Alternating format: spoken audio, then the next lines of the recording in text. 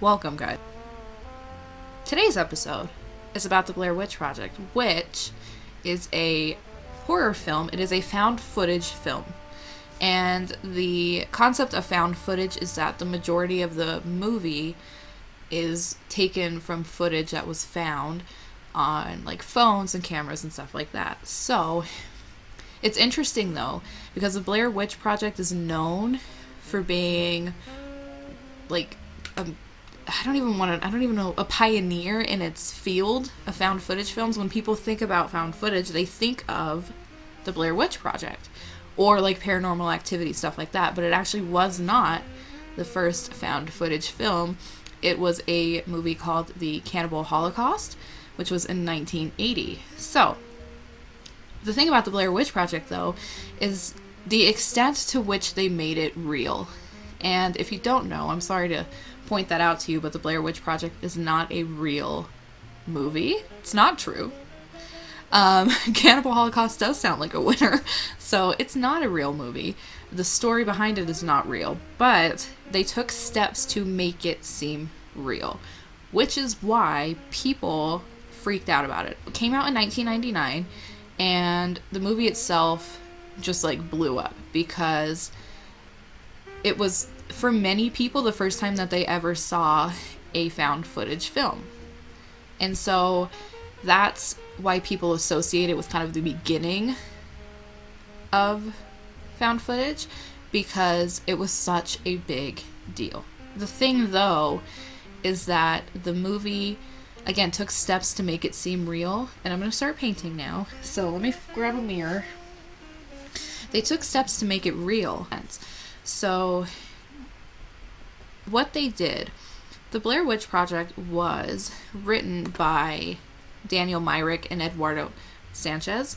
They were two people who came up with this idea of this film. But what they also did with this movie is they ended up creating a website to have people, so if they looked up the Blair Witch Project, it would say that it was real. They had this whole mythology behind it, so when people went on the website, they could look at the mythology behind it. They could see what happened to these people. They could see who the Blair Witch was, read about it, the history behind the Blair Witch. They made an entire website about it, so that when people heard about the film or saw the movie and went and did their own research on it, they would see these stories and see these pictures. They actually put up pictures of the stuff in the movie that was lost, like the bag that was found, Josh's car. Josh is one of the boys who was involved in the movie itself. They had pictures of his car that they found.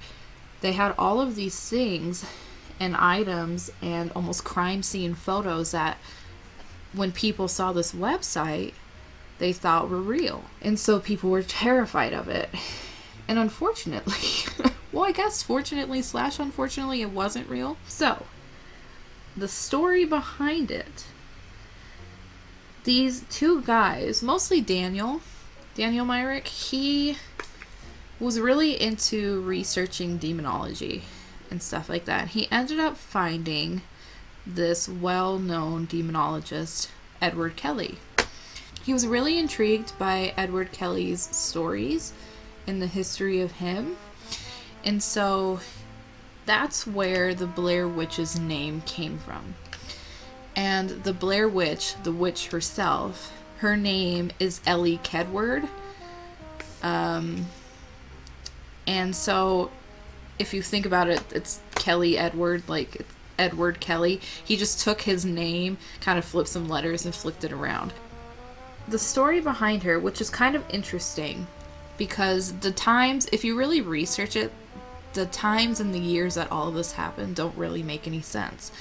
The movie itself took place in Blair/Burkittsville, Maryland. Blair, Maryland is not a place. Burkittsville, Maryland is. And it was actually discovered in 1824, the town itself. And so it ended up, it's interesting because it only has, to this day, about like 170 people. The town itself has 75 homes a post office, and a church. That's literally all that's in this town. And so the town that this took place in was obviously in the area, like Maryland is definitely in the area of like witch hunts and everybody assuming everyone was witches. And so to have this idea of this witch take place when it did wasn't too far off. But if you go on the website that they made for the Blair Witch, Ellie was actually discovered in the late 1700s, so the town itself wasn't actually there yet.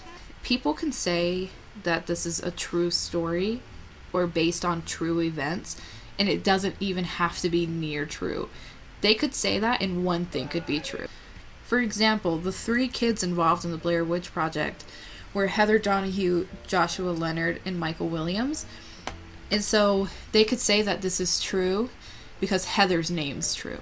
You know what I mean? And so it's interesting that people use this tactic of a true story and it's not even near true. But because there are small aspects of it, or it's based on, let's say this girl got in a car accident, right? And the movie was based on that. They could say it was based on true events because she got in a car accident, even though the story could be completely wrong or false. Again, if you look really into the details of it, the timeline between the Blair Witch and the actual town itself being developed are several years apart. But they still use this town because they were filming in Maryland.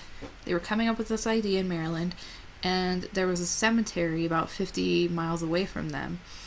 And so the story kind of took place in this town near the cemetery because it just seemed like it was the right environment. Daniel, was doing so much research on this town, and he was so intrigued by it. And they wanted to create this entity, and that's where Ellie comes in. So Ellie in 1785 was accused, I think it's 7, was accused of taking several kids into her house and then trying to take blood from them. That was the basis of her. She took them to her house and then tried to take blood from them, and so the kids would come back from her house. She didn't kill them. They would come back from her house and they would go tell the townspeople, she just tried to take my blood. So they kept calling her a witch because witches use blood, and it was this whole thing about the fact that Ellie was a witch. And so this went on for quite a while. And it was about a year later that all of the accusers of her, all the people who accused her of being a witch, and half of the kids that had told stories about her, and half of the kids that had gotten their blood taken from her, all disappeared a year later. They were all gone. And so, of course, people assumed that it was her. People would just keep saying that they would see her. And they would see her and they would tell her, anytime a kid went missing in this town or the area around it, they assumed that it was her. And so it was for several years. I'm talking over 100 years of this happening.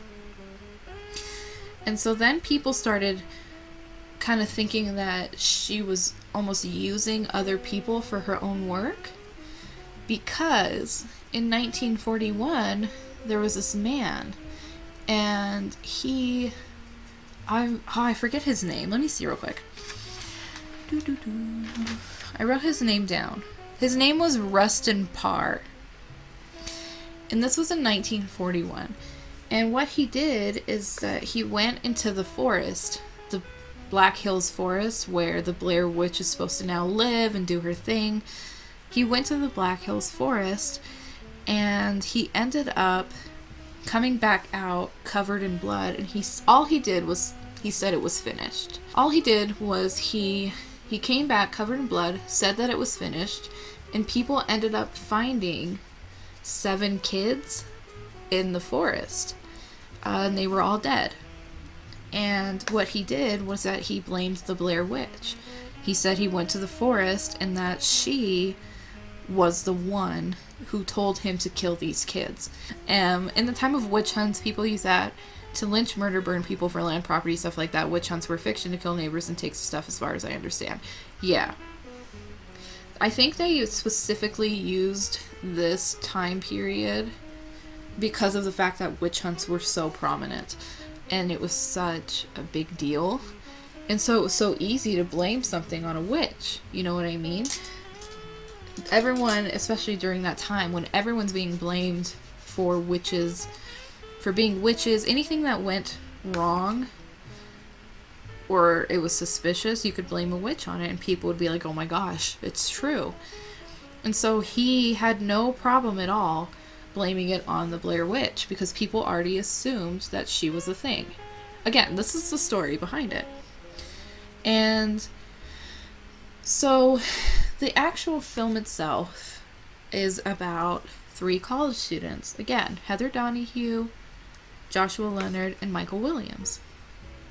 And in 1994, they decided that for their college, they were going to go to this town in Maryland, and they were going to go to the Black Hills Forest, film, and find the Blair Witch. And they went through the town, interviewed a bunch of people, and tried to get the story behind it. They went to the forest, they did their filming of it, and then they went missing. And what happened is basically somebody found Josh's car. And Josh's car was missing. They were missing. They had been missing for a couple days. And the people who told them, or told the police that they were missing, were 2 fishermen. They had seen them enter the forest. They knew they were going to the Blair Witch. Knew they were filming her, the Black Hills Forest. They knew exactly where they entered, but they never came back. The 3 of them left on October 20th. They left on October 20th of 1994 and went to the forest. And like I said, there were 2 fishermen who had seen them enter the forest. So they knew that these 3 kids had gone into the Black Hills Forest to film the Blair Witch. And it was on October 25th that they found the car. And they had found Josh's car outside of the Black Hills Forest, and that's when people assumed that they were missing, because they had never returned. And obviously the townspeople knew that they were going into the Black Hills Forest to find the Blair Witch and to film it. And so they ended up putting out like an APB on Josh's car, and they did a whole search for them. The police were involved. Everybody went on a search in the forest to find the 3 kids, which they never found. They ended up giving up on the search on November 1st of 1994. It wasn't until the next year, it was October 19th, I believe, that, let me make sure.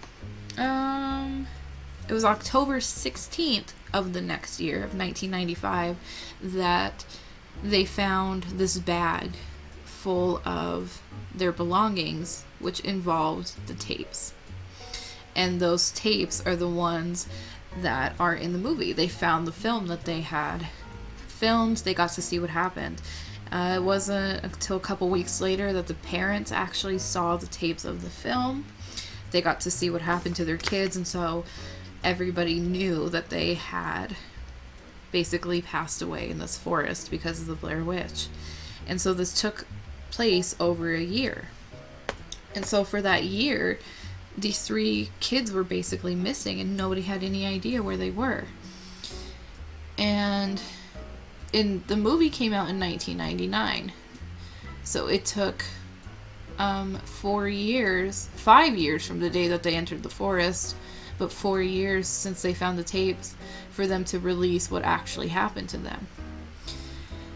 So you have this film that was released with the story behind it. And so many people assumed that it was real. Because how could it not be? They could look up their names and there would be missing posters of these kids that were gone. They actually had created a poster of the 3 of them, said that they were missing. So yeah, you have this, right? Heather Donahue, Joshua Leonard, and Michael Williams. You have their age, their height, their weight. Last seen camping in the Black Hills Forest near Burkittsville. It was everything that people thought was real.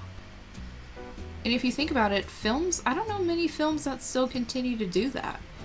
Like, I'm trying to think about if I've seen a movie recently or in my time where the marketing behind it was so intense and made that movie seem like it was a true story.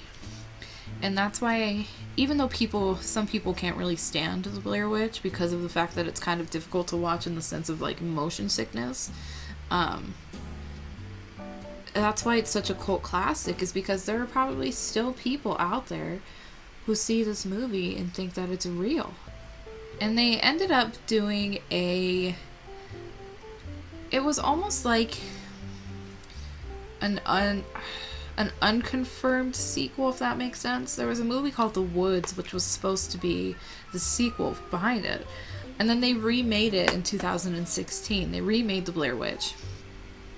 And it was about, like, new kids. And to be honest, I also saw that movie and it didn't hold the same, I guess, impact that the first one did. Because that was my first experience with a found footage film. I don't know what your guys' experiences were with found footage films, but the first one that I had ever seen was the Blair Witch Project. And that genre of film inspired movies like Paranormal Activity, which is now also a cult classic for making it seem like it was real. When you add found footage to a movie, it creates this personal, almost relationship between you and the people in the movie. I've had this idea in my mind for a really long time. I'll be honest, the movie cover, and this is actually the second, just funny, it's actually the sequel movie cover. The first one is just like her crying face. And so, but I was really inspired by like the stick aspect of it, which was also something really interesting.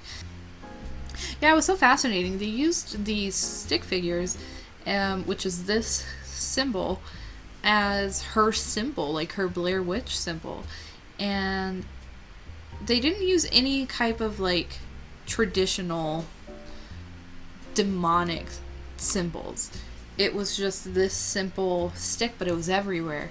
And in the second film, the one that came out in 2016, I believe there was just like a massive one. And I did appreciate the fact that they kept the symbol the same, but they also used pile of rocks. And I'll be honest, it's kind of funny. Without even realizing it, like me and my sister would go on hikes or we would go on a family trip and there would be piles of rocks and I would say Blair Witch because my mind immediately went to piles of rocks equals Blair Witch because I had seen this movie before. And there were just piles of rocks that were stacked on top of each other. And I always kind of wonder if, like, people purposefully do that now. But it's interesting because this movie has made my mind click to her. And we make jokes about it. It's not like I think she's real or anything. But we make jokes about it. We'll be like, oh my gosh, the Blair Witch. Because that was the first time I had ever seen it. Was this movie. See, and that's probably one thing that the Blair Witch didn't really do, was that it didn't really create like a phobia. It was interesting because it didn't use fear in the normal way. When you watch kind of scary movies, it's like you have things like needles, or you have bugs, or you have a demon, And it was, but it was using, you never saw her. You never once saw the Blair Witch. It used your own fear as fear. Do you know what I mean? It created this sense of fear that they saw these stick figures hanging in the tree, or they saw these piles of rocks. Then their friend disappeared. Then they found his teeth. Like, they found things obviously that were scary, but you never saw her. You heard her. She was in, when they were sleeping in the tents, you would hear her walking around and crunching on the leaves, and then they would wake up and there'd be things around them.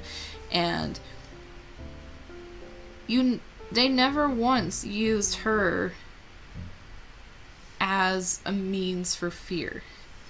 And that's really interesting when it comes to horror films, because it seems like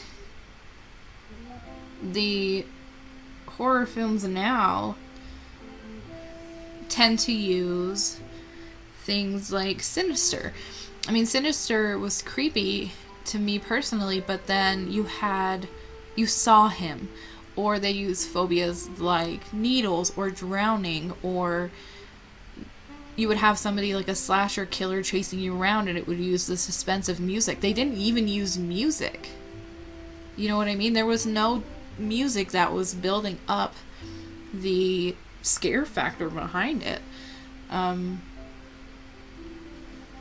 It was what you heard and what you saw through the eyes of other people that created its own fear. And for a scary movie to do that, again, you can hate this movie as much as you want. You can think it's lame, but you have to respect it for what it did. It was a genius film for its time. Interesting, this movie is not even a favorite of mine.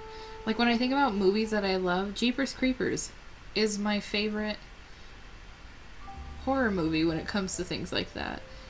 But I think it's because, just like I said, the impact this movie had.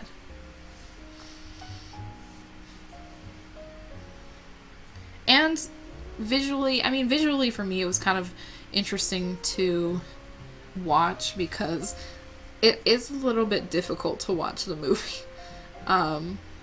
If we're talking from like a critical aspect of it, it is a little bit difficult to watch because it is so motion sick wise, whereas other found footage films such as Paranormal Activity, it's not so intense because they use a lot of stationary cameras, especially in the second movie, where you have the stationary cameras in corners of houses and you're not moving, you're not this view of somebody while they're crying and breathing. It's an intense film to watch from the actual like production of it, but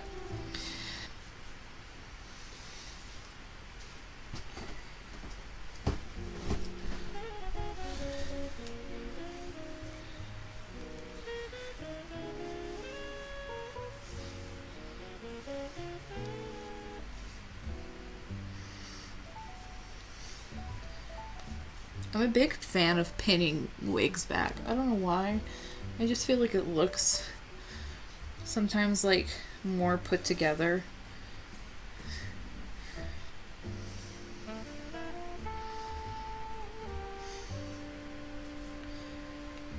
Personally.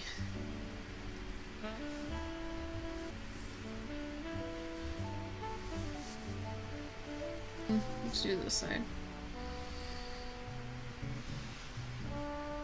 Well, guys. So this is how the final look turned out. You're going to see kind of back and forth between my Twitch stream and my actual camera. It turns out my memory card had a little bit of an issue halfway through and I could only film like 15 minutes at a time. So the editing of this is going to be a little bit off, but I really do hope you enjoy the look and the story behind the Blair Witch. Next time we're going to be doing Angels in the Outfield, and I'm really excited to kind of tell the story behind that one. You can see the live, raw, unedited version on my Twitch channel on Wednesdays, but you can also check it out here. Subscribe for more if you want to. Leave a like and comment. It really helps me out. If you want to go subscribe or follow my Twitch channel, you can as well. Thank you so much for being here. I will see you next time.